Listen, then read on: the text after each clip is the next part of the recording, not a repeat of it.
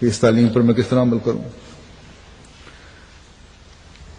اس تعلیم پر عمل کرو تو جیسا کہ حضرت صلی اللہ علیہ وسلم نے فرمایا ہے کہ بے انتہا انعامات کے وارث ٹھہرو گے. پھر اس قرآن میں پرانی قوموں کے جو حالات بیان کیے گئے ہیں وہ بھی اس لیے ہیں کہ نصیحت پکڑو اور اپنے اعمال کو خدا تعالیٰ کی رضا کے مطابق رکھو تاکہ وہ آفات اور جو پکڑ اور عذاب جو پرانی قوموں پہ آتے رہے اس سے بچے رہو. ایک آیت میں پھر خدا تعالیٰ فرماتا ہے کہ یہ قرآن کریم کی تعلیم جو ہے وہ ہمیشہ رہنے والی ہے. فرمایا کہ رسول من اللہ یتلو صحفا مطہرہ فیہا کتب قیمہ. اللہ کا رسول مطہر صحیفے پڑھتا تھا، ان میں قائم رہنے والی اور قائم رکھنے والی تعلیمات ہیں. اس بارے میں حضرت مسیح موعود علیہ الصلوۃ والسلام نے بڑی تفصیل سے ایک روشنی ڈالی ہے مختلف جگہوں پہ. ایک بیان میں پڑھتا ہوں. فرماتے ہیں قرآن لانے والا وہ شان رکھتا ہے کہ یتلو صحفا مطہرۃ فیہا کتب قیمہ، ایسی کتاب جس میں ساری کتابیں اور ساری صداقتیں موجود ہیں. کتاب سے مراد اور عام مفہوم وہ عمدہ باتیں ہیں جو بالطبع انسان قابل تقلید سمجھتا ہے. وہ باتیں ہیں جن کو انسانی طبیعت سمجھتی ہے کہ اس پہ عمل کیا جا سکتا ہے، ان کی پیروی کی جا سکتی ہے اور کی جانی چاہیے. قرآن شریف فرمایا قرآن شریف ایسی حکمتوں اور معارف کا جامع ہے اور رتب و یابس کا ذخیرہ اس کے اندر نہیں. کوئی فضول بات نہیں اس میں. ہر ایک چیز کی تفسیر وہ خود کرتا ہے اور ہر ایک قسم کی ضرورتوں کا سامان اس کے اندر موجود ہے. وہ ہر پہلو سے نشان اور آیت ہے. اگر کوئی انکار کرے تو ہم ہر پہلو سے اس کا اعجاز ثابت کرنے اور دکھلانے کو تیار ہیں. یہ حضرت مسیح علیہ الصلوۃ والسلام نے اس کو چیلنج دیا. فرمایا کہ آج کل توحید اور ہستی الہی پر بہت زور آور حملے ہو رہے ہیں اور اس زمانے میں پھر آج کل بہت زیادہ اللہ تعالیٰ کے وجود کے خلاف کتابیں لکھی جا رہی ہیں. تو آج کل پھر اس کو پڑھنے کی بہت زیادہ ضرورت ہے قرآن کریم کو. فرمایا کہ آج کل توحید اور ہستی الہی پر بہت زور آور حملے ہو رہے ہیں. عیسائیوں نے بھی بہت کچھ زور مارا اور لکھا، لیکن جو کچھ کہا اور لکھا وہ اسلام کے خدا کی بابت ہی لکھا، نہ کہ ایک مردہ مصلوب اور عاجز خدا کی بابت. ہم دعویٰ سے کہتے ہیں کہ جو شخص اللہ تعالیٰ کی ہستی اور وجود پر قلم اٹھائے گا اس کو آخرکار اسی خدا کی طرف آنا پڑے گا جو اسلام نے پیش کیا ہے، کیونکہ صحیفہ فطرت کے ایک ایک پتہ میں اس کا پتہ ملتا ہے اور بالطبع انسان اسی خدا کا نقش اپنے اندر رکھتا ہے. غرض ایسے آدمیوں کا قدم جب اٹھے گا وہ اسلام ہی کے میدان کی طرف اٹھے گا. فرمایا یہ بھی تو ایک عظیم الشان اعجاز ہے. اگر کوئی قرآن کریم کے اس معجزے کا انکار کرے تو ایک ہی پہلو میں ہم لوگوں کو آزما لیتے ہیں. یعنی اگر قرآن خدا کا کلام نہیں مانتا تو اس روشنی اور سائنس کے زمانے میں ایسا مدعی خدا تعالیٰ کی ہستی پر دلائل لکھے، ہم وہ تمام دلائل قرآن کریم میں سے نکال کر دکھا دیں گے. اور اگر توحید الہی کی نسبت دلائل قلم بند کرے تو وہ سب دلائل بھی قرآن کریم میں سے ہی نکال کر دکھا دیں گے. اور وہ ویسے دلائل کا دعویٰ کر کے لکھیں کہ یہ دلائل قرآن میں نہیں، یا ان صداقتوں اور پاک تعلیموں پر لکھے جن کی نسبت ان کا خیال ہو کہ وہ قرآن کریم میں نہیں، تو ہم اس کو واضح طور پر دکھلا دیں گے کہ قرآن کا دعویٰ فیہا کتب قیمہ کیسا سچا اور صاف ہے. اور یا اصل اور فطرتی مذہب کی بابت دلائل لکھنا چاہے تو ہم ہر پہلو سے قرآن کریم کا اعجاز ثابت کر کے دکھائیں گے اور بتلا دیں گے کہ تمام صداقتیں اور پاک تعلیمیں اسی میں موجود ہیں. الغرض قرآن کریم ایک ایسی کتاب ہے کہ ہر ایک قسم کے معارف اور اسرار اس میں موجود ہیں، لیکن ان کو حاصل کرنے کے لیے میں پھر کہتا ہوں کہ اسی قوت قدسیہ کی ضرورت ہے. چنانچہ خود انہوں نے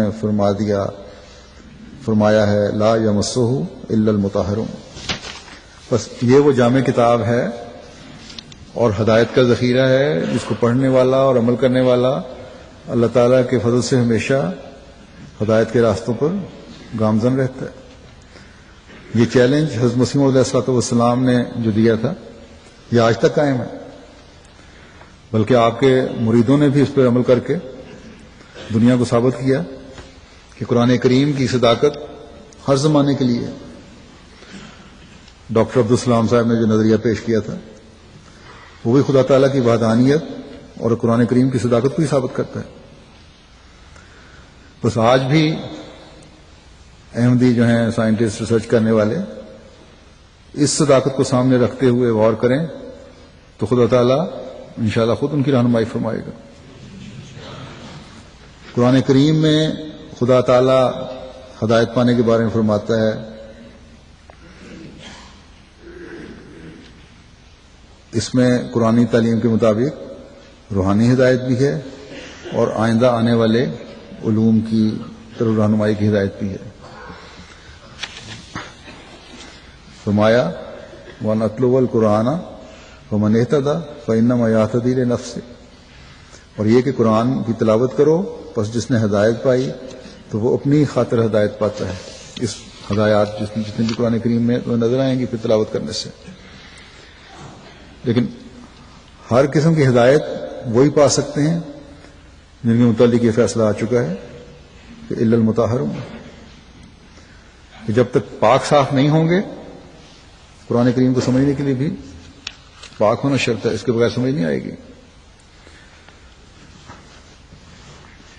پھر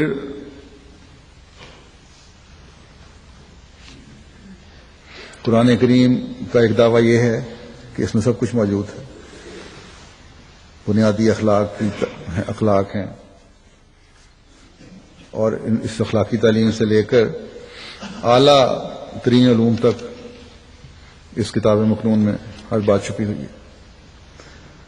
جیسا کہ اللہ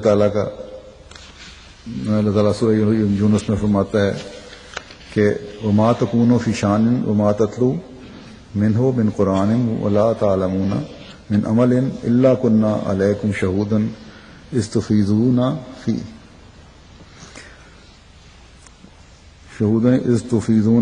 فِيهِ وَمَا يَعْزُبُ عَنْ رَبِّكَ من مثقال ذرة في الأرض ولا في السماء ولا أصغر من ذلك ولا أكبر إلا في كتاب مبين، اور تو کبھی کسی خاص کیفیت میں نہیں ہوتا اور اس کیفیت میں قرآن کی تلاوت نہیں کرتا، اسی طرح تم اے مومنو کوئی اچھا عمل نہیں کرتے مگر ہم تم پر گواہ ہوتے ہیں جب تم اس میں مستغرق ہوتے ہو، اور تیرے رب سے ایک ذرہ برابر بھی کوئی چیز چھپی نہیں رہتی، نہ زمین میں اور نہ آسمان میں، اور نہ ہی اس سے کوئی چھوٹی اور نہ کوئی بڑی چیز ہے مگر کھلی کھلی کتاب میں تحریر ہے۔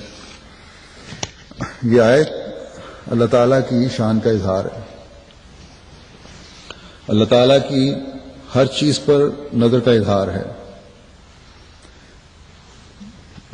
غائب اور حاضر اور دور اور نزدیک اور چھوٹی اور بڑی، ہر چیز اللہ تعالیٰ کے علم میں ہے۔ بس یہ اعلان ہے مومن کے لیے بھی اور غیر مومن کے لیے بھی، مسلمان کے لیے بھی اور کافر کے لیے بھی، کہ یہ عظیم کتاب